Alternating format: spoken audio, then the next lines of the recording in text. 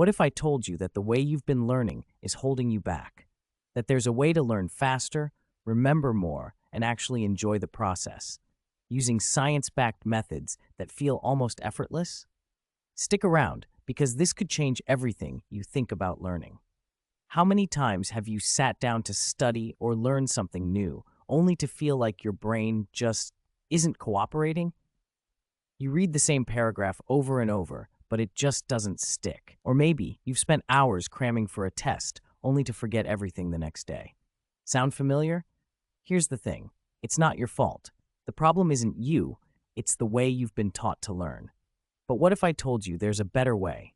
A way to hack your brain using neuroscience to learn faster, remember more, and actually enjoy the process? That's exactly what we're diving into today. Introduce the problem. Here's the hard truth. Most of us were never taught how to learn. We were just told to sit down, read, take notes, and hope for the best. But here's the problem. Our brains don't work like that. They're not designed to absorb information through endless repetition or passive reading. In fact, studies show that traditional methods of learning, like rereading textbooks or highlighting notes, are some of the least effective ways to retain information. And it gets worse. When we try to cram information into our brains, we're not just wasting time, we're actually making it harder for our brains to form long-term memories. That's because our brains thrive on patterns, connections, and active engagement. Without those, information just slips away. So, if traditional learning methods don't work, what does? That's where neuroscience comes in. Over the past few decades, researchers have uncovered some incredible insights into how our brains learn best. And the good news? These methods aren't complicated. They're simple, practical, and anyone can use them. Let's break them down. Chapter 1. The power of spaced repetition. Instead of cramming all your studying into one session, you spread it out over time. For example, if you're trying to learn a new language, you might review the same vocabulary words today, then again in 2 days, then a week later, and so on. Why does this work? Because our brains are wired to forget. It's a survival mechanism.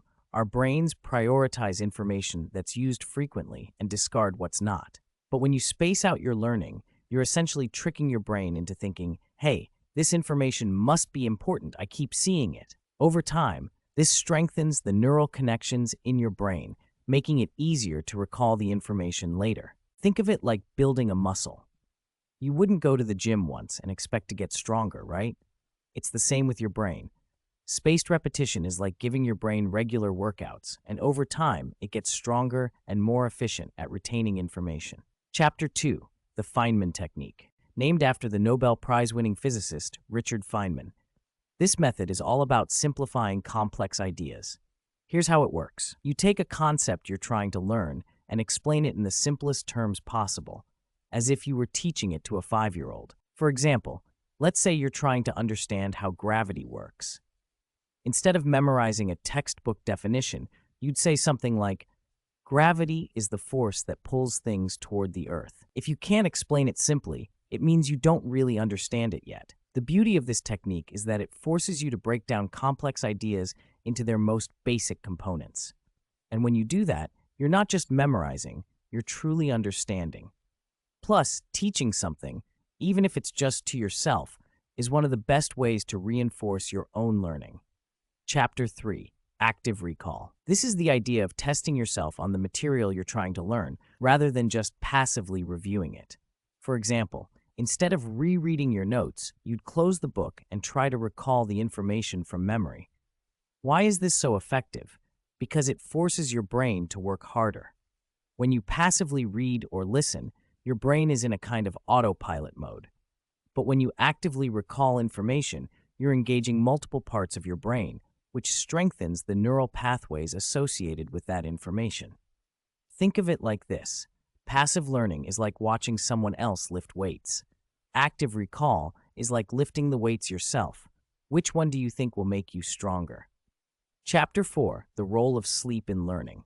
Believe it or not, sleep is one of the most important factors in learning and memory. Here's why. When you sleep, your brain goes into overdrive, processing and consolidating the information you've learned throughout the day.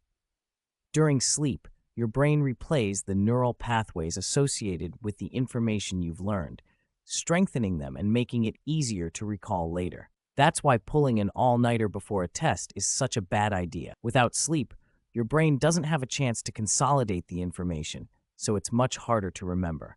But it's not just about getting enough sleep, it's also about timing. Studies show that learning is most effective when it's followed by sleep. So if you're trying to learn something new, try studying in the evening and then getting a good night's sleep. Chapter 5: The Importance of Breaks. This might sound counterintuitive, but taking regular breaks is one of the best ways to improve your learning. When you're focused on a task, your brain uses up a lot of energy. Over time, this can lead to mental fatigue, which makes it harder to concentrate and retain information. But when you take a break, your brain has a chance to recharge. Studies show that short breaks, even just 5 to 10 minutes, can significantly improve focus and productivity. During those breaks, your brain is still working in the background, processing and organizing the information you've just learned. So, the next time you're studying or working on something new, don't try to power through for hours on end. Instead, take regular breaks. Go for a walk, grab a snack, or just close your eyes for a few minutes. Your brain will work better and you'll learn faster. Chapter 6: The Role of Emotions in Learning. Did you know that your emotions play a huge role in how well you learn? It's true. When you're emotionally engaged, your brain releases chemicals like dopamine and adrenaline, which help solidify memories. That's why you can remember every detail of your first kiss or a scary movie you watched years ago, but you can't remember what you had for breakfast last Tuesday. So, how can you use this to your advantage? If you're studying something dry, like history or math, try to connect it to something you care about. For example, if you're learning about World War II, imagine what it would have been like to live through it. Or if you're studying algebra, think about how it could help you solve real-life problems, like budgeting or planning a trip. Another way to tap into emotions is through storytelling. Our brains are wired to remember stories better than facts. So instead of memorizing a list of dates or formulas, try turning them into a narrative. For example, if you're learning about the periodic table, imagine each element as a character with its own personality. Hydrogen could be the lightweight, energetic friend, while gold is the flashy, attention-seeking show-off. Chapter 7: The Power of Visualization. Here's a question.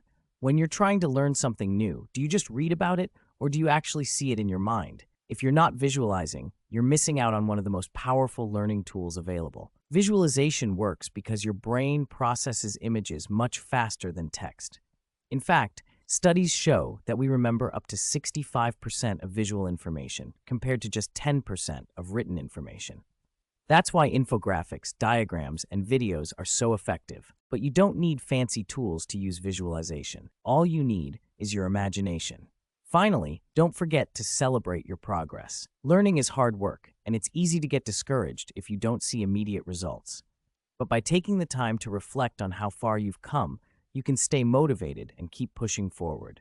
Learning faster isn't about working harder, it's about working smarter. By using neuroscience-backed techniques like spaced repetition, the Feynman Technique, active recall, and prioritizing sleep, breaks, and movement, you can hack your brain to learn more effectively. But here's the thing. These methods only work if you use them. So the next time you sit down to learn something new, don't just default to the same old habits. Try one of these techniques instead. You might be surprised at how much of a difference it makes. If you found this helpful, hit that subscribe button. You won't want to miss what's coming next.